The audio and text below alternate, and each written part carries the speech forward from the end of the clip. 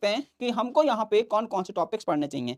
तो यहाँ पर मैं सब्जेक्ट्स वाइज़ है ना टॉपिक्स लेके आया हूँ। जैसे हमारा मैथमेटिकल फिजिक्स में कौन से टॉपिक पढ़ने चाहिए, हमको क्लासिकल मैकेनिक्स में, ईएमटी में, इन सभी टॉपिक्स के ऊपर आज हम बात करेंगे। तो सबसे पहले आप अपने यहाँ पे देख सकते हैं कि ये हमारा क्या है सेक्शन 1 मैथमेटिकल फिजिक्स। तो मैथमेटिकल फिजिक्स में आपको यहाँ पे कौन से टॉपिक्स पढ़ने चाहिए। तो सबसे पहले है कॉम्प्लेक्स एनालिसिस। देखो complex analysis one of the most important topic है मैथमेटिकल फिजिक्स के अंदर। यहाँ से 3 से 4 क्वेश्चन या कभी-कभी 2-3 क्वेश्चन तो पूछ ही लेता है। मतलब 2 क्वेश्चन तो 100% आपके यहाँ पे आने वाले हैं, एक 1 नंबर में और एक आपका है 2 नंबर में, ठीक है। तो यह हमारे पास है कॉम्प्लेक्स एनालिसिस, जिसमें आपकी कोची-रायमंड कंडीशन हो जाती है, ठीक है, आपकी कोचीज थ्योरम हो जाती है, आपकी सिंगुलरिटीज हो जाती है, रेजिड्यू थ्योरम्स और एप्लीकेशंस। उसके बाद दोस्तों यहाँ पर अगर आप देखेंगे तो वेक्टर कैलकुलस है ना, फिर मैट्रिसेस है, फिर आपके differential equation, special functions, Laplace transformations, Fourier's analysis, mathematical ideas about answers, ठीक है। तो ये टॉपिक्स तो आपको यहाँ पे पढ़ के जाने ही जाने हैं, ठीक है। आप इनको यहाँ पे इग्नोर नहीं कर सकते। देखो भाई मैं बोलूंगा कॉम्प्लेक्स छोड़ दो तो ये गलत बात है, क्योंकि कॉम्प्लेक्स से आपके क्वेश्चन पूछे जाते हैं,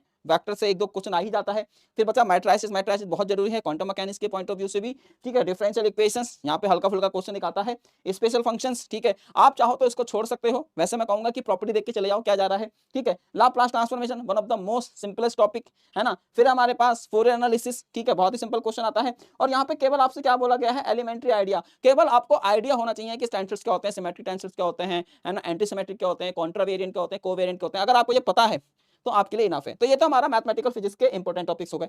उसके बाद हम बात करते हैं क्लासिकल मैकेनिक्स में। तो क्लासिकल मैकेनिक्स में अगर आप देखोगे सबसे पहले है लैग्रेंजियन फॉर्मूलिज्म, कि आप कैसे किसी इक्वेशन कैसे आप लैग्रेंजियन यहाँ पे लिखते हो, हैमिल्टोनियन प्रिंसिपल। उसके बाद है सेंट्रल फोर्स मोशंस, जिसको हम टू बॉडी प्रॉब्लम भी बोलते हैं, जिसमें हमारे कैपरस प्रॉब्लम्स एंड रदरफोर्ड स्कैटरिंग्स आ गया। स्मॉल ऑसिलेशंस आ गए, ठीक है। स्मॉल ऑसिलेशन का छोटा सा क्वेश्चन आपसे यहाँ पे पूछ लेगा। Rigid body dynamics, inertia tensors हो गया, Hamilton and Hamiltonian equation of motions, canonical transformation, Poisson brackets. मेरे को नहीं लगता है कि टफ है ना। कैनोनिकल ट्रांसफॉर्मेशन और पॉइसन ब्रैकेट क्वेश्चन तो कभी-कभी मिला के पूछ लेते हैं, ठीक है। स्पेशल थ्योरी रिलेटिविटी तो ज्यादा टॉपिक्स नहीं है यहाँ पे, आप ना स्क्रीन को पॉज करके इनके स्क्रीनशॉट यहाँ पे ले भी सकते हो, ठीक है। मैं लास्ट में आपको पूरा समय दूंगा स्क्रीनशॉट लेने का, आप उसको वो भी ले लीजिए।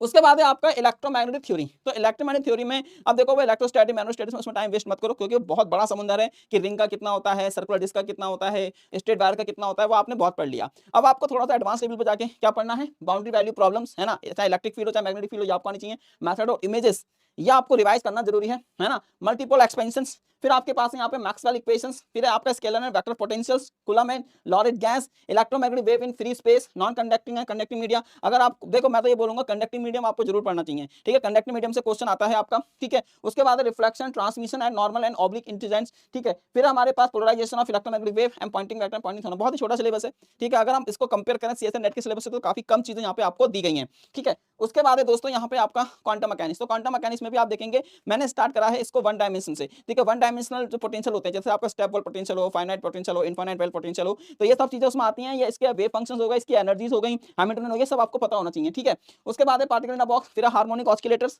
ठीक है। 2 एंड 3 डायमेंशनल सिस्टम्स, उसमें भी आप देखेंगे क्यूबिकल बॉक्स होता है, फिर आपका 3D हार्मोनिक ऑस्किलेटर होता है। तो वेव फंक्शंस उसके हैमिल्टोनियन थोड़े बहुत क्वेश्चन आप करके चले जाइए। Hydrogen atom one of the most important topic है, हाइड्रोजन एटम यहाँ से क्वेश्चन फंसता है। Angular momentum and spins, addition of angular momentum. अगर आपको एडिशन एंगुलर मोमेंटम समझ नहीं आ रहा है छोड़ दीजिए, ठीक है, लेकिन मैं कहूंगा पढ़ के चले जाइए। वेरिएशनल मेथड ये है, WKB मेथड आपकी चॉइस आप करना चाहते हो नहीं, इसलिए मैंने रखा भी नहीं है यहाँ पे। फिर हमारे पास टाइम इंडिपेंडेंट परटर्बेशन थ्योरी, बहुत ही सिंपलेस्ट यहाँ पे मेथड है, ठीक है। उसके बाद है एलिमेंट्री स्कैटरिंग थ्योरी, अगर आपको पढ़ना है पढ़िए, वरना छोड़ भी सकते हैं, ठीक है। तो ये सारी चीजें हैं। देन उसके बाद जो हमारा फिफ्थ है, फिफ्थ क्या है हमारे पास, फिफ्थ टॉपिक है हमारे पास थर्मोडायनेमिक्स एंड स्टैटिकल मैकेनिक्स। तो इसमें आप देखेंगे फिजिकल लॉज ऑफ थर्मोडायनेमिक्स, है ना, first law, second law, third law क्या होता है ये आपको पता होना चाहिए। माइक्रोस्टेट, माइक्रोस्टेट्स ये आपको यहाँ पे पता होना चाहिए। उसके बाद है पार्टीशन फंक्शंस, कि आपका डायटोमिक मॉलिक्यूल के लिए पार्टीशन फंक्शंस क्या होता है, ठीक है। इन सब के लिए quantum harmonic oscillator, classical harmonic oscillator, इन सब का पार्टीशन फंक्शन आपको रटा होना चाहिए, ठीक है। क्लासिकल एंड क्वांटम स्टैटिक्स, ठीक है, जैसे मैक्सवेल बॉर्न आइंस्टाइन स्टैटिक्स हो गया, FD हो गया, BE हो गया, ये सब आपको पता होना चाहिए। डीजनरेट फर्मी गैस,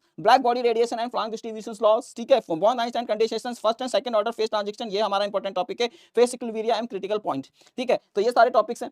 इसी तरीके से हम बात करते हैं एटॉमिक एंड मॉलिक्यूलर फिजिक्स। तो एटॉमिक और मॉलिक्यूलर फिजिक्स में भी आप देखेंगे तो यहाँ पे हमारे पास है spectra of one and many electrons atoms, ठीक है। उसके बाद है spin orbit interaction, LS and JJ coupling, fine and hyper fine structures, ठीक है, ये हमारे पास है। जीमान एंड स्टार इफेक्ट है। स्टार इफेक्ट अगर आप छोड़ना चाहें छोड़ सकते हैं, क्योंकि कभी क्वेश्चन नहीं पूछा जाता इससे, ठीक है। तो जीमान इफेक्ट आप कर सकते हैं। उसके बाद है electric dipole transition selection rule. Selection rule बहुत ज्यादा इंपॉर्टेंट है, सिलेक्शन रूल को आप नहीं इग्नोर कर सकते। उसके बाद है हमारे पास रोटेशनल वाइब्रेशनल स्पेक्ट्रा, है ना, यहाँ से भी क्वेश्चन फंसता ही फंसता है। फिर उसके बाद आप देख सकते हैं इलेक्ट्रॉनिक ट्रांजिशन, फिर हमारे पास लेजर्स। तो लेजर्स आप लोग पढ़ के जाएंगे, लेजर से भी हल्का फुल्का क्वेश्चन एक आपसे पूछ ही लेता है। उसके बाद है दोस्तों यहाँ पे आपका solid state physics. Solid state physics की अगर बात करते हैं तो ये तो यार बहुत बड़ा समुंदर है, इसमें आप क्या छोड़ोगे क्या लेके नहीं जाओगे, लेकिन भाई यहाँ से पेपर फंसता है, मैं पहले बता रहा हूँ।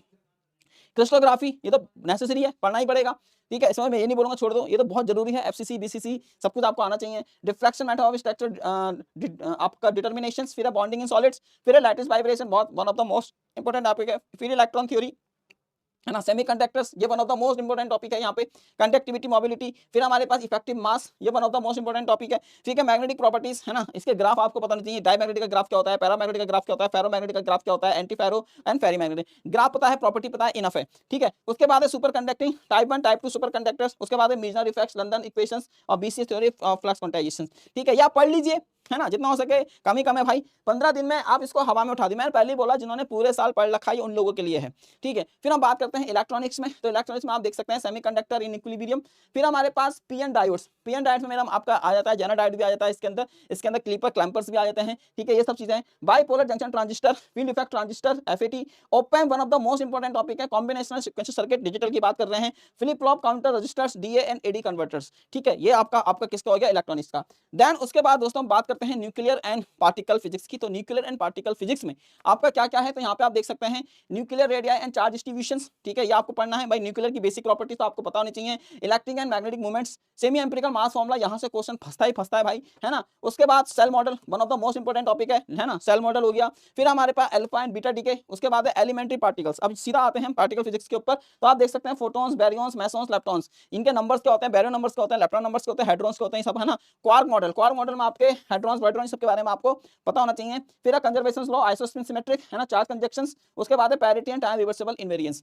तो ये सब कुछ आपको यहाँ पे पढ़ना है। ठीक है, इन 15 दिन को आप अच्छे से यूटिलाइज कीजिए, एक एक टॉपिक को, एक एक चीज को आप यहाँ पे डेली बेसिस पे इसको रिकॉल कीजिए। ठीक है, देन दोस्तों उसके बाद अब हम यहाँ पे बात करते हैं गेट पीएच पेपर एनालिसिस की। मेरे पास यहाँ पर आप देख सकते हैं लास्ट है ना 1 2 3 4 5 6 7 मेरे पास यहाँ पे लास्ट 7 ईयर्स के पेपर एनालिसिस है। तो आप देखेंगे अगर हम बात करते हैं मैथमेटिकल फिजिक्स की, तो मैथमेटिकल फिजिक्स में अगर आप देखेंगे 2024 में यहाँ पे 6 क्वेश्चंस आए हैं केवल मैथमेटिकल फिजिक्स से, है ना। 2023 में 3 क्वेश्चन आए थे, 2022 में 5 क्वेश्चन आए थे, 2021 में 4 क्वेश्चन आए थे, 2020 में 9 क्वेश्चन आए थे, 19 में 5 क्वेश्चन आए थे और इसमें 7 क्वेश्चन आए थे। तो मैंने यहाँ पे इन क्वेश्चन का सब्जेक्ट बाय क्लासिफिकेशन किया हुआ है कि क्लासिकल मैकेनिक्स आप देखेंगे तो 6 क्वेश्चन क्लासिकल मैकेनिक्स के 24 में थे, फिर 6 क्वेश्चन 23 में आए थे, 6 क्वेश्चन 22 में आए थे, 6 क्वेश्चन 21 में आए थे, 5 यहाँ थे, 7 यहाँ थे, 6 यहाँ थे।